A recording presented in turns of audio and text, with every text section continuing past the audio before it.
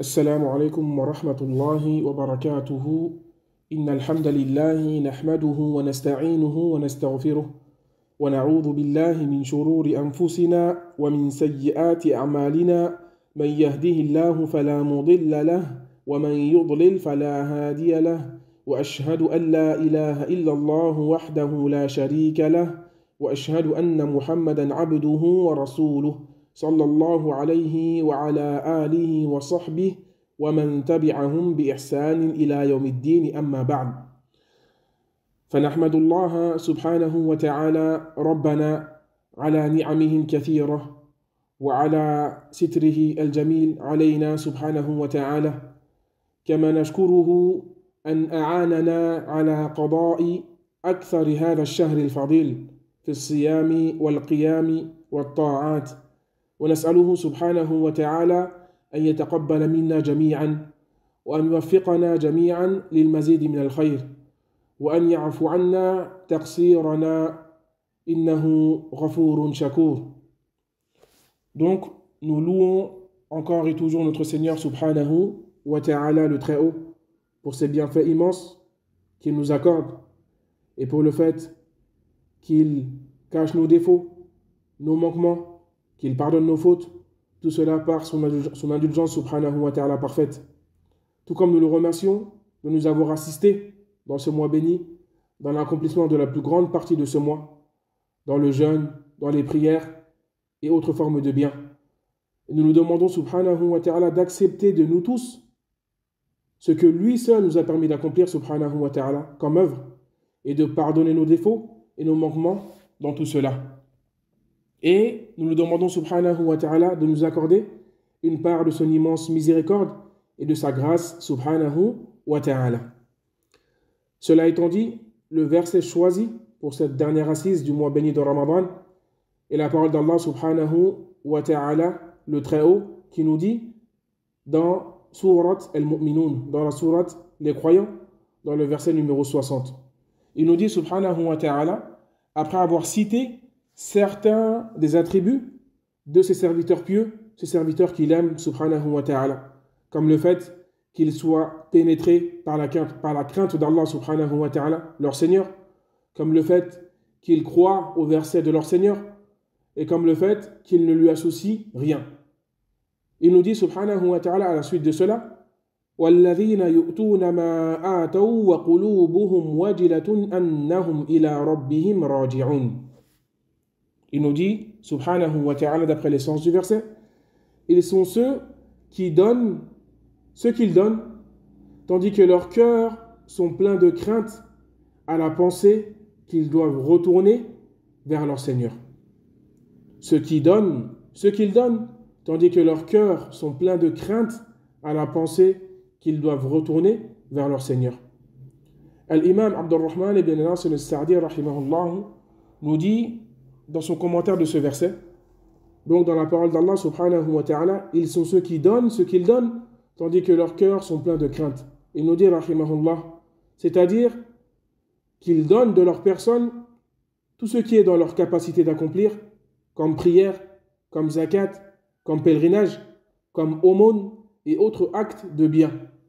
Et malgré cela, comme le cite Allah subhanahu wa ta'ala, leurs cœurs sont pleins de crainte à la pensée qu'ils doivent retourner vers leur Seigneur. Il nous dit, rahimahullah, c'est-à-dire qu'ils sont apeurés quant au jour où leurs œuvres seront exposées à Allah subhanahu wa ta'ala et qu'ils se tiendront debout devant lui subhanahu wa ta'ala.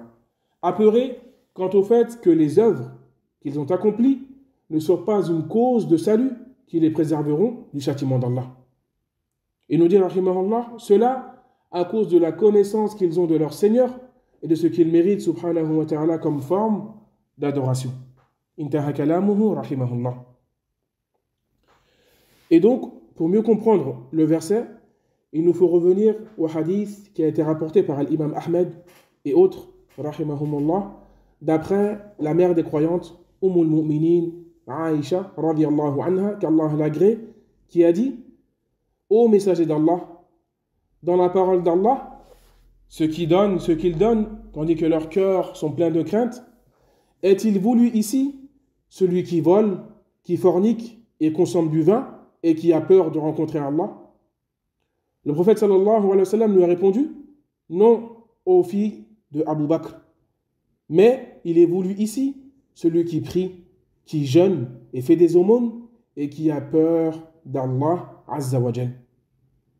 Dans une autre version du hadith, il a dit sallallahu alayhi wa sallam, ils sont ceux qui prient, qui jeûnent, qui font des aumônes et ont peur que leurs œuvres ne soient pas acceptées.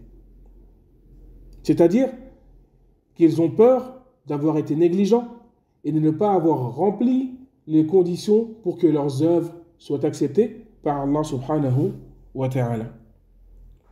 Donc, ce verset immense, accompagné du hadith, nous montre l'état et le sentiment dans lequel il incombe que se trouve tout serviteur pieux d'Allah subhanahu wa ta'ala. Toute personne qui obéit à Allah subhanahu wa ta'ala et cherche à se rapprocher de lui par différentes formes d'adoration. Ce sentiment et cet état qui se résume par le fait que le serviteur considère que tout ce qui provient de son Seigneur le Très-Haut subhanahu wa ta'ala comme acte ou comme décret ou comme jugement est parfait et qu'il mérite subhanahu wa ta'ala pour tout cela éloge et remerciement et soumission complète. Et qu'à l'inverse, tout ce qui provient du serviteur comme œuvre, quelle que soit leur quantité, est imparfait, mélangé à des manquements, mélangé à des défauts. Et donc que le serviteur se tienne constamment tête baissée devant son Seigneur subhanahu wa ta'ala, comme un serviteur qui voit les bienfaits de son Seigneur descendre sur lui sans arrêt et qui se voit incapable de lui être réellement reconnaissant dans cela. Si ce n'est avec des œuvres imparfaites, tachées de défauts, et tout cela accompagné de péchés qu'il peut commettre de temps à autre.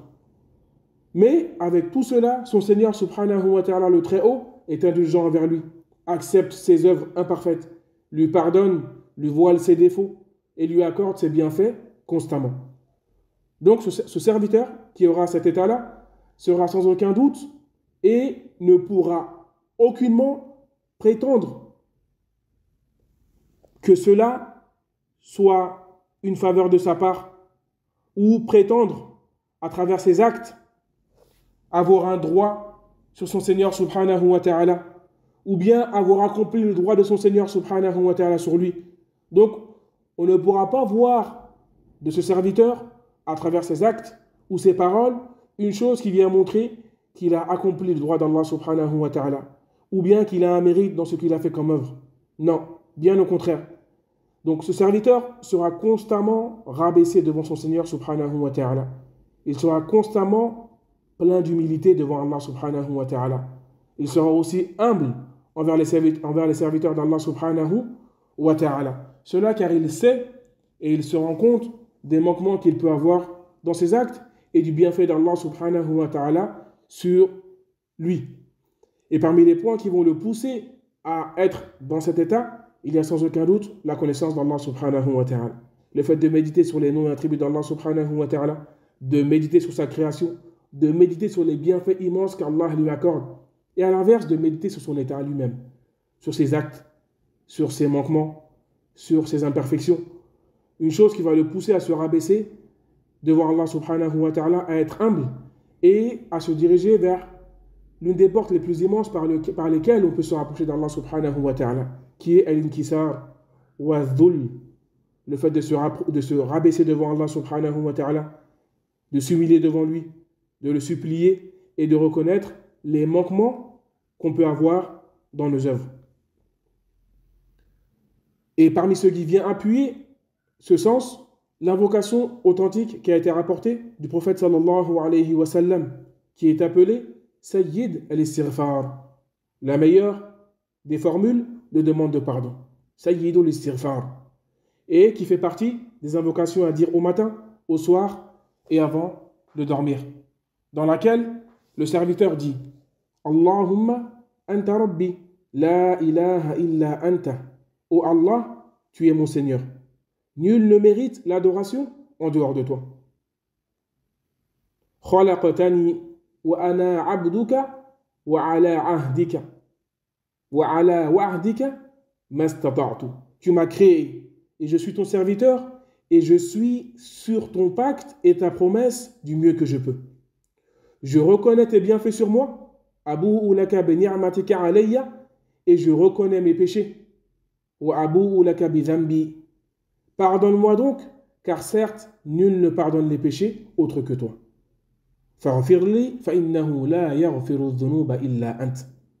Donc ici, on voit que dans ce hadith, le prophète sallallahu alayhi wa sallam a réuni entre le fait de reconnaître les bienfaits d'Allah subhanahu wa ta'ala sur le serviteur et le fait de reconnaître les manquements que le serviteur peut avoir et de demander le pardon à son Seigneur pour cela subhanahu wa ta'ala. Et le prophète sallallahu alayhi wa sallam a appelé cette invocation-là Sayyidul Istighfar.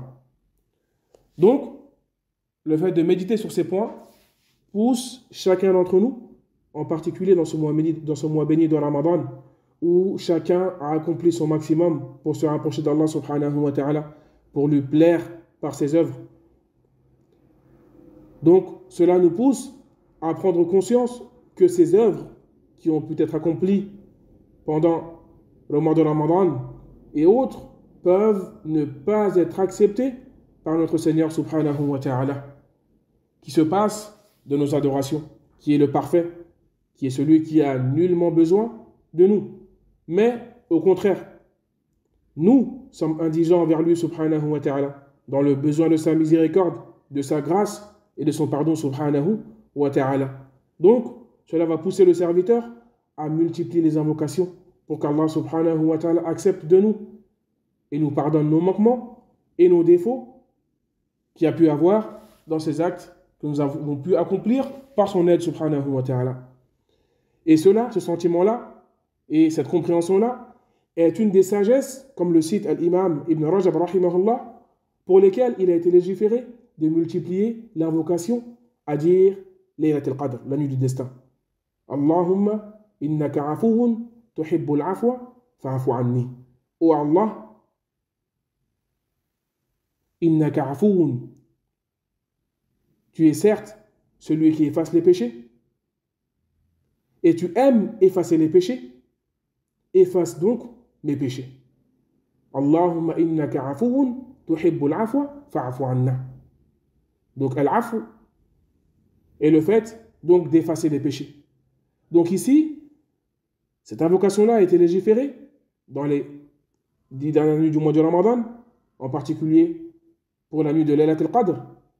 Al-Imam Ibn Rajab rahimahullah nous dit, parmi les sagesses qu'il y a dans cela, car après avoir fait des efforts dans la nuit du destin et dans les 10 dernières nuits, les connaisseurs d'Allah, al-Arifoun, ceux qui connaissent réellement Allah subhanahu wa ta'ala, font des efforts dans les œuvres pieuses, puis ne considèrent leur personne comme n'ayant accompli aucune œuvre pieuse et n'ayant aucun mérite dans cela, et reviennent à demander le pardon et l'effacement des péchés comme le pécheur qui a des manquements.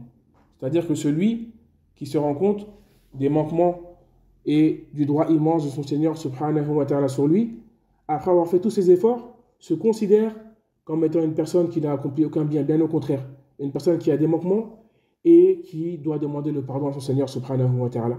On voit que ce sens nous renvoie au verset où ces serviteurs pieux qui adorent Allah subhanahu wa ta'ala dépensent le maximum de ce qu'ils peuvent faire, puis ont les cœurs pleins de crainte, à savoir qu'ils vont se retrouver devant Allah subhanahu wa ta'ala et que leurs œuvres peuvent ne pas être acceptées auprès de lui subhanahu wa ta'ala. Et parmi les athar, les récits des salaf qui viennent dans ce sens, on a ce qui a été apporté par certains salaf où il a été dit qu'il se peut qu'une bonne œuvre fasse entrer la personne en enfer et qu'un péché fasse que la personne entre au paradis. Cela car la personne qui fait cette bonne œuvre et qui n'a pas à l'esprit et qui ne comprend pas que cette œuvre qu'elle a fait est une aide et un bienfait de la part d'Allah sur lui et que cette œuvre est pleine de manquements et peut ne pas être acceptée auprès d'Allah subhanahu wa ta'ala, peut être pris de vanité, d'auto-satisfaction et peut commencer à se vanter pour cet acte, à faire part de ses grâces à Allah subhanahu wa ta'ala et à penser qu'il a un droit sur Allah concernant l'acte qu'il a fait ou bien sur les serviteurs d'Allah subhanahu wa ta'ala. Donc il ne cesse de s'enorgueillir et par cela de s'éloigner d'Allah subhanahu wa ta'ala. À tel point où son acte va être rejeté auprès d'Allah subhanahu wa ta'ala, il va s'enorgueillir et délaisser les actes, à tel point où cela peut le mener en enfer.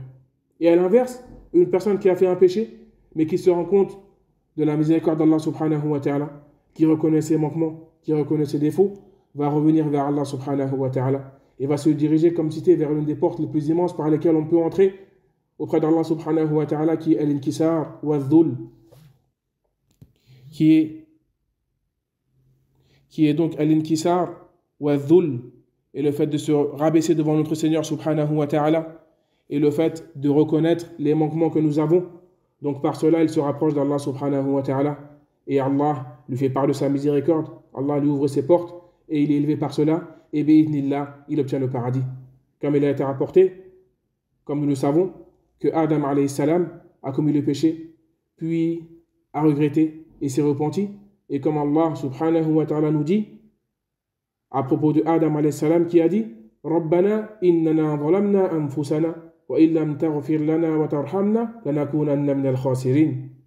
D'après le sens du verset, ô Seigneur, nous avons certes été injustes envers nos âmes, et si tu ne nous pardonnes pas et ne nous fais pas miséricorde, nous serons certainement du nombre des perdants. Et Allah nous dit à son sujet après cela